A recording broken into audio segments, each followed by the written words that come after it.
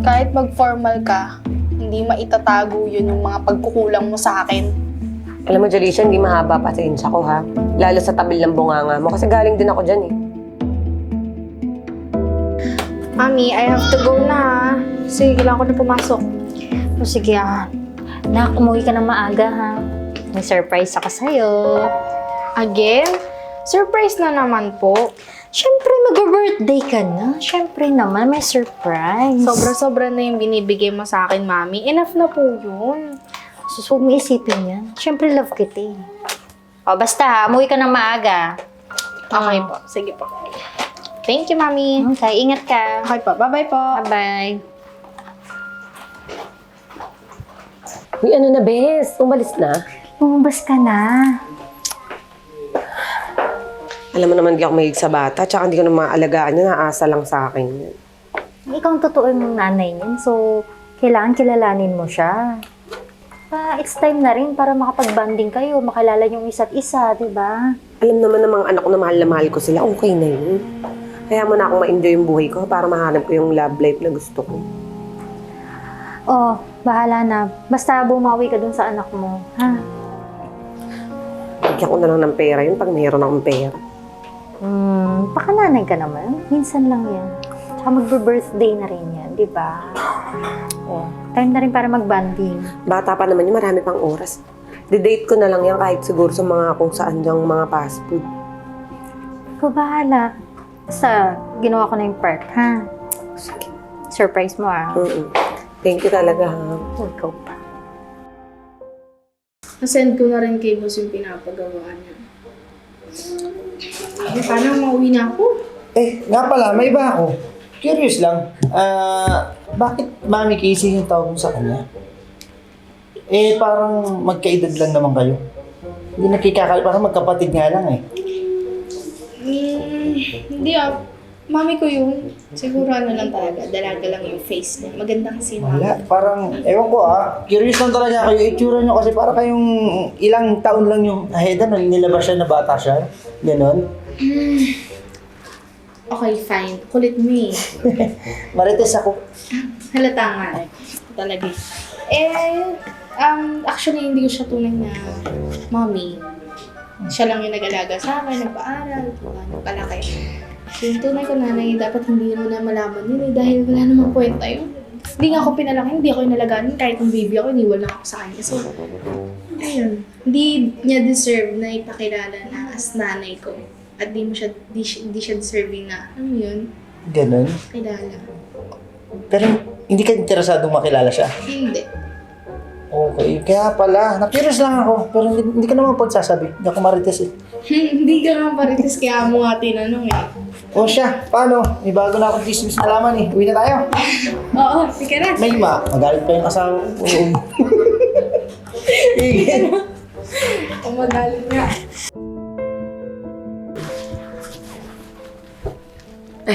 Andiyan ka na pala, Nak. Ito ba yung surprise? Ikaw? Humingi pa ako ng maaga. Ito lang pala madadantan ko dito. Hinabol ko nga tong oras na to para makita ka dahil mag-birthday ka ni. Nag-formal pa nga ako para mapagmalaki mo. Kala ko maghahanda ka dito tsaka mga friends mo. Kahit mag-formal ka, hindi maitatago yun yung mga pagkukulang mo sa akin. Kaya kahit anong pagkadesente mong gawin dyan sa katawan mo, wala ka nang mababago dun. Alam mo, Jalisha, hindi mahaba pasensya ko, ha? Lalo sa tabil ng bunganga mo kasi galing din ako dyan, eh. Kaya nga hindi ko kayo inalagaan, eh. Para ikaw lang sumagot sa akin. Grabe naman, wala kang utang na loob, eh, no? Wala talaga akong utang na loob sa'yo. Dahil hindi ka naman nag-aalaga sa akin, di ba? Tandaan mo, Jalisha. Hindi ka papanganak sa mundo na to kung wala ako.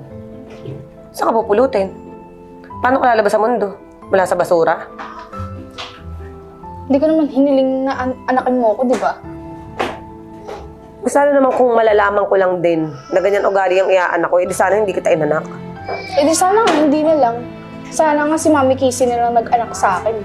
Tinuring niya akong anak kahit hindi niya ako totoong anak. Pero hindi pa rin mapupunan nun na ako nagluwal sa'yo. Wala kang choice. Kaya nga, wala akong choice. So, eto na, buhay ako. Ba't ka pa ba bumalik dito? Utang mo sa akin yun, eh. Alam mo, bumalik ako dito Para nang di masabi na wala akong kwentang magulang gaya na pinagkakalat mo. Kasi butangera ka eh. Eh, totoo naman eh. Kung wala akong kwenta, hindi mo makikita. Nagpakita ka lang, may kwenta na agad. Tsaka pag nagpupunta ako ng ibang bansa, binibigyan ka ng mga tsokolate at mga konting damit. Napaka-introvertida mo talaga eh, no? Hindi ko kailangan nun. Dahil lahat yun nabibigay ni Mami Casey. Yung mga maliliit na bagay na yan, siya nagbigay lahat sa akin nun. Pati nga pag-aaral ko eh. Di ba dapat yung totoo kong ina, yung gumagawa nun sa akin? Alam mo, Jerisha, kung may pera ako, tingin mo ba titipirin kita? O ba't nakakabili ka ng mga chocolates kung may pera ka pala? Mura lang yung tsokolate, pero papaaralin ka.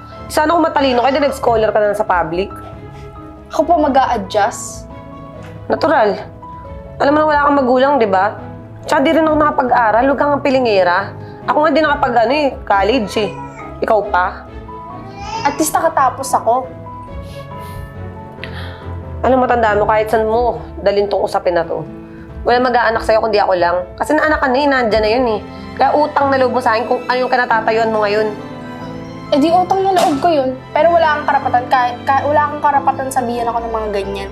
Dahil like I said, hindi ikaw yung nagpalaki sa akin. Ingrata. Ako ang nagpaanak sa'yo kahit balibalik ta rin mo yung mundo. Iiwan kita o hindi, kahit patayin pa kita ngayon. Ako ang may-ari ng buhay mo. Sa akin ka galing. Hindi porket kadugo kita, ay may karapatan ka nang gawin nun sa akin. Tandaan mo, isa lang hirap ng nanay. At pag nanay ka na, doon mo ako maintindihan. At pag naging nanay ako, hindi ako gagaya sa'yo. Dahil hindi ako mang-iiwan. Hindi ako pabayang ina. Alam mo, sa ganyang ugali mo, walang magmamahal sa'yo. Kahit pumunta ka pa sa mga lalaki mo, kahit magarap ka pa ng mga lalaki mo, at magmahal ka ng mga taong hindi ka naman mahal, dyan ka lang. Hindi ka naaangat. Hindi ako magkaka-boyfriend ng ganong kadami kung di nila ako minahal.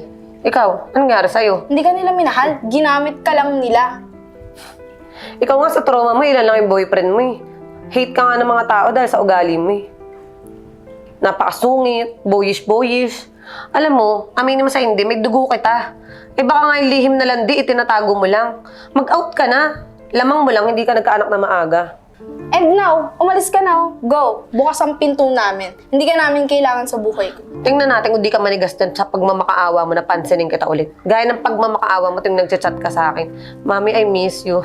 Hindi kita naman miss. Plastic lang ako.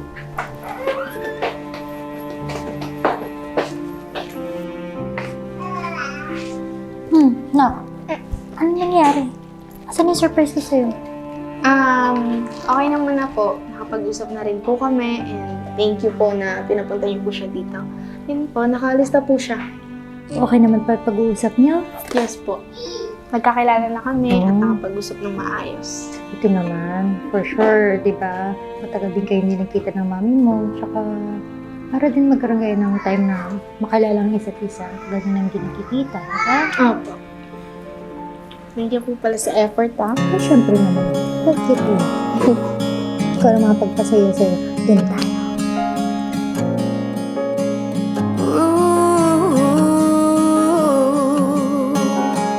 I hear thunder, I hear lightning, I hear wonders, and everybody wanna go, but no one really cares to know. I see marvels, I see titans, and some troubles that everybody has to face, that no one really can erase, and they hide away.